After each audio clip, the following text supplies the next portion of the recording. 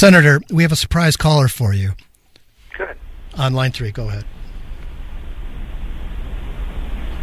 Hello. Go ahead. You're on. Hello. Are you on the line?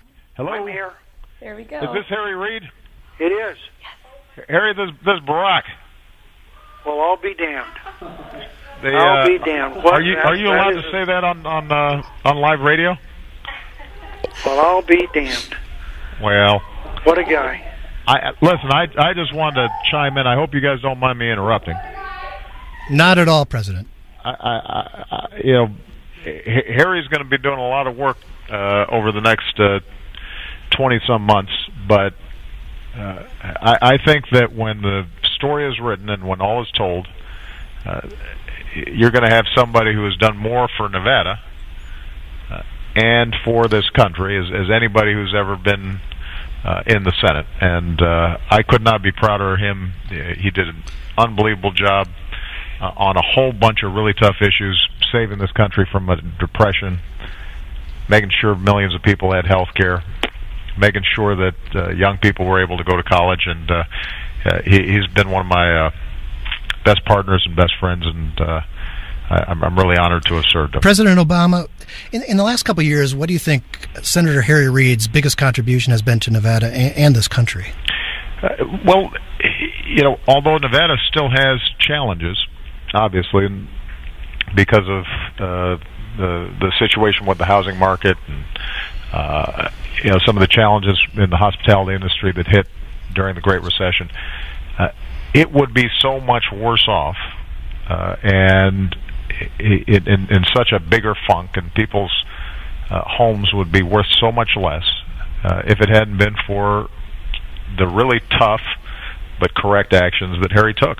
Are you concerned with his departure at all that Democrats are going to be able to hold things together in Congress?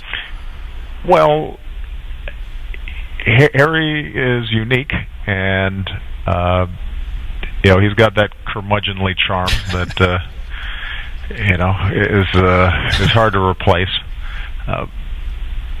I'm going to miss him, but the good thing is I'm going to get to leave this place with him at the same time. And I think what Harry understands is the same thing that I understand and that our founding fathers understood, which is the system works better when over time some new blood comes in.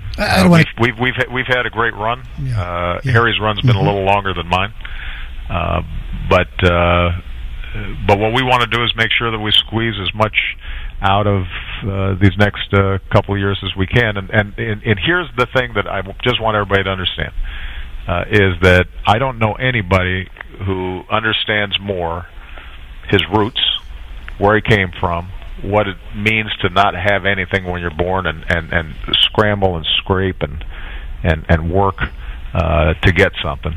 And he has never forgotten the path he took, and he knows that there are searchlights all across the country, and there are kids just like he was, and he hasn't stopped fighting for them. And that's, there are a lot of folks who are, Harry, I hope you don't mind if I say this, there are a lot of folks who are slicker and give smoother TV interviews, and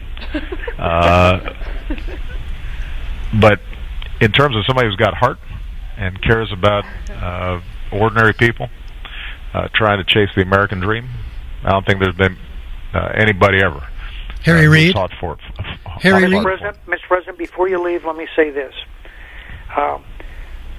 The records will be written about the 8 years of Obama and Reid, and never in the history of the country have we produced more for a president and somebody that's led his party than we've done together. We've done it as friends. We've done it as people who love our country. We love it as a couple of people who have backgrounds that are so unusual. How in the world did Obama and Reid get to where they are? And so we talked last night. I have so much affection and admiration for Barack Obama that we've proven that to each other, our mutual affection, and we have 22 more months to continue doing the best we can for our country.